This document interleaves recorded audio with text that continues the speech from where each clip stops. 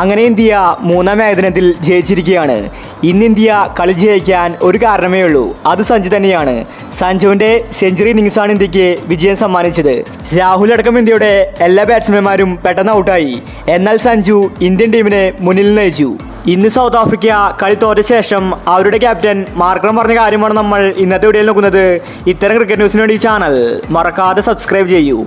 India first ബാറ്റിങ്ങിൽ 296 റൺസാണ് എടുത്തിട്ടുണ്ടായിരുന്നത്.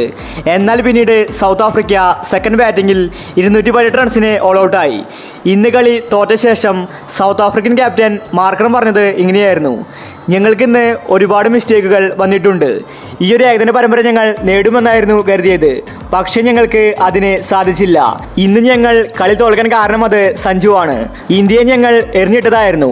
എന്നാൽ ആ സമയത്താണ് സഞ്ജുവും തിലക് വർമ്മയും ഞങ്ങൾക്ക് പണി തന്നത്. ബൗളിംഗിൽ ഞങ്ങൾക്ക് ഒരുപാട് തെറ്റുകൾ സംഭവിച്ചിട്ടുണ്ട്. സഞ്ജുവിനെ പുറത്താക്കാൻ ഞങ്ങൾക്ക് സാധിച്ചില്ല. അതാണ് ഞങ്ങൾ കളി തോൽക്കാൻ കാരണം. ബാറ്റിംഗിൽ ഞങ്ങൾ തിരിച്ചടിക്കുമെന്നായിരുന്നു ഞാൻ കരുതിയത്. എന്നാൽ ബാറ്റിംഗിൽ ഞങ്ങൾ പരാജയമായി മാറി. 296 റൺസ് ഞങ്ങളെ സംബന്ധിച്ച് ചെറിയൊരു സ്കോറായിരുന്നു. എന്നാൽ ഇന്ത്യൻ ബൗളേഴ്സിന് മുന്നിൽ ഞങ്ങൾ മുട്ടുമടക്കി. പരമ്പര പോയതിൽ ഒരുപാട് വിഷമമുണ്ട്.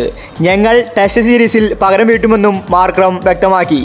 ഇന്ത്യൻ ആരാധകർ ആവേശത്തിലാണ്, പ്രത്യേകിച്ച് മലയാളി ആരാധകർ. കാരണം സഞ്ജു അവസാന മത്സരത്തിൽ വെടിക്കെട്ട് ബാറ്റിംഗാണ് പുറത്തെടുത്തത്. 108 റൺസാണ് സഞ്ജു അടിച്ചുകൂട്ടിയത്. സഞ്ജു ഇന്ന് കളിച്ചതുകൊണ്ട് മാത്രമാണ് ഇന്ത്യ കളി ജയിച്ചത്. ഇല്ലെങ്കിൽ ഇന്ത്യ കുറച്ച് റൺസിൽ ഒതുങ്ങിയേനെ. ഇന്ത്യൻ ടീമിൻ്റെ നട്ടലായത് സഞ്ജുവാണ്. വിമർശകർക്ക് സഞ്ജു ബാറ്റ് കൊണ്ടാണ് മറുപടി കൊടുത്തത്. തൻ്റെ അന്താരാഷ്ട്ര കരിയറിലെ ആദ്യത്തെ സെഞ്ചുറിയാണ് സഞ്ജു ഇന്ന് തികച്ചത്. സഞ്ജുവിന് സപ്പോർട്ടായിട്ട് തിലക് വർമ്മയും അടിച്ചു കളിച്ചു. സൗത്ത് ആഫ്രിക്കൻ മണ്ണിലാണ് ഇന്ത്യ ഏകദിന പരമ്പര സ്വന്തമാക്കിയത്. ഇതിൻ്റെ ക്രെഡിറ്റ് രാഹുലിനുമുണ്ട്. ഇതൊരു ടീം വർക്കിൻ്റെ വിജയമാണ്.